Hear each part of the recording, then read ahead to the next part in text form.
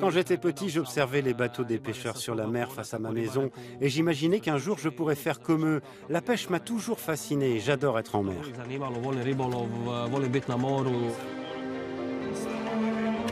Dans le canal du Velebit, Šime Bariš pêche des langoustines, des fruits de mer emblématiques de la Croatie.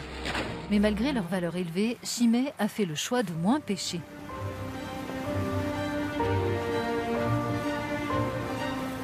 Du fait de la taille de son bateau et du type de matériel qu'il utilise, Šime est considéré comme un pêcheur à petite échelle.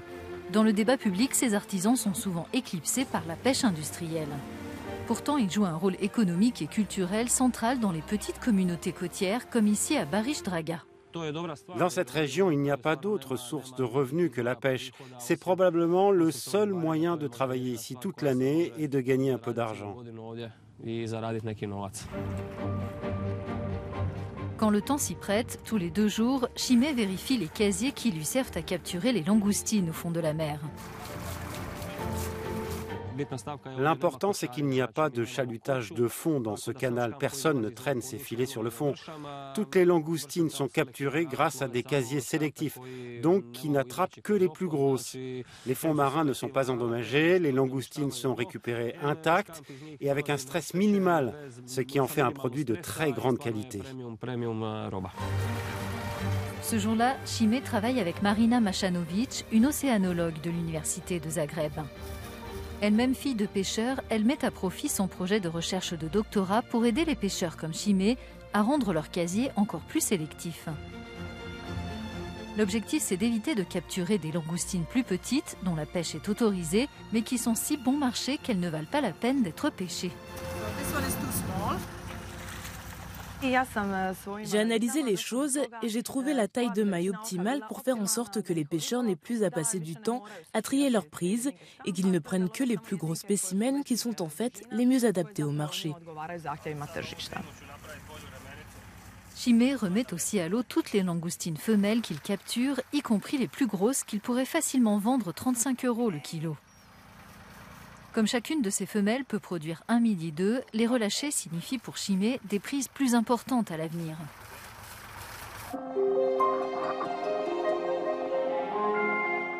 Une fois remise à l'eau, cette langoustine femelle retrouve rapidement sa position de nage et se dirige vers le fond de la mer.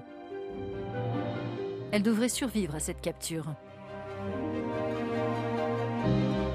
Ce n'est pas quelque chose que la réglementation actuelle exige. Certains pêcheurs le font de leur propre initiative, mais cela signifierait beaucoup s'il était officiellement interdit de capturer des femelles avec des œufs. Pêcher moins a un coût. Les nouveaux engins sélectifs, par exemple, peuvent être onéreux.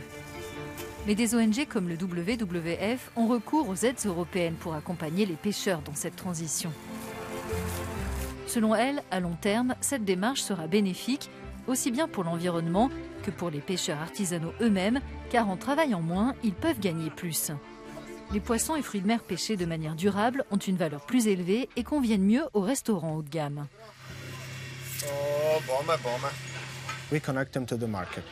On les met en relation avec le marché.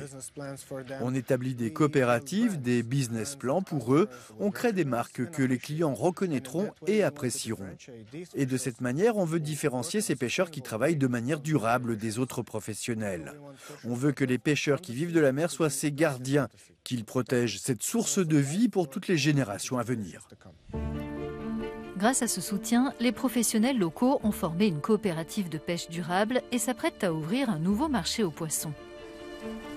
Pour le WWF, de tels exemples prouvent qu'avec l'aide appropriée, davantage de petits pêcheurs tout autour de la Méditerranée pourraient préférer pêcher moins et gagner plus pour aider à reconstituer les populations de poissons et préserver leurs emplois et leur patrimoine professionnel. L'idée, c'est de démontrer qu'un mode de pêche durable est possible en apportant un soutien direct aux petits pêcheurs sur le terrain ou en les aidant à se regrouper en coopérative. Et en faisant cela, ils peuvent solliciter des financements du Fonds européen pour les affaires maritimes, la pêche et l'aquaculture pour moderniser leurs navires, changer leurs filets et pratiquer une pêche plus sélective.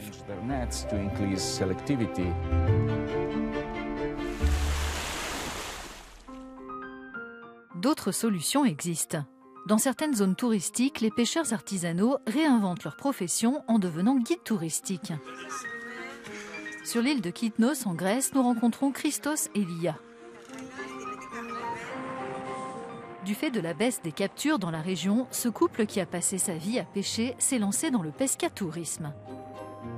Le problème ici, c'est la surpêche. Avec les nombreux bateaux qui lancent et remontent leurs filets jour après jour, il y a de moins en moins de poissons. Autour de l'île, le déclin est important. Chaque année, la situation empire. Or, la pêche, c'est le seul métier que je sais faire. Mais maintenant, grâce au tourisme lié à la pêche, on peut retourner en mer et être au contact de cette mer que j'aime tant.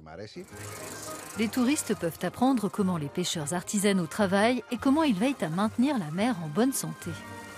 Lors de la sortie, ils pêchent uniquement ce qui sera nécessaire pour le déjeuner pris à bord. L'activité n'est pas bon marché, 100 € par personne pour une excursion de 5 heures. Mais beaucoup considèrent que l'expérience en vaut la peine. C'est quelque chose de très agréable à faire, mais de nombreuses personnes ne connaissent pas cela. Elles visitent l'île sans réaliser qu'elles pourraient essayer ça. C'est un problème que l'on doit régler parce que c'est effectivement une expérience intéressante. Les programmes de l'Union européenne et du WWF soutiennent également la transition vers le pescatourisme. Autre moyen pour les petits pêcheurs de capturer moins tout en gagnant plus. Ils doivent obtenir un permis spécial pour faire du tourisme lié à la pêche et apporter des modifications à leurs bateaux pour lesquels ils auront besoin d'argent. Ils doivent apprendre des choses parce que le tourisme est une activité qu'ils ne connaissent pas bien. C'est pour ça que dans le cadre de notre programme, on a organisé des séminaires pour apprendre aux pêcheurs ce qu'est ce type de tourisme et comment ils peuvent développer cette activité. Les pêcheurs à petite échelle ont du poids, ils représentent la moitié des emplois dans le secteur de la pêche en Europe et ils ont besoin d'aide pour faire face aux défis économiques et environnementaux croissants. La plupart des investissements et le gros de l'attention portée par les gouvernements sont destinés à la pêche industrielle à grande échelle. Et les professionnels artisanaux sont un peu isolés. Pour qu'ils fassent leur transition vers une pêche durable, ils ont besoin de soutien.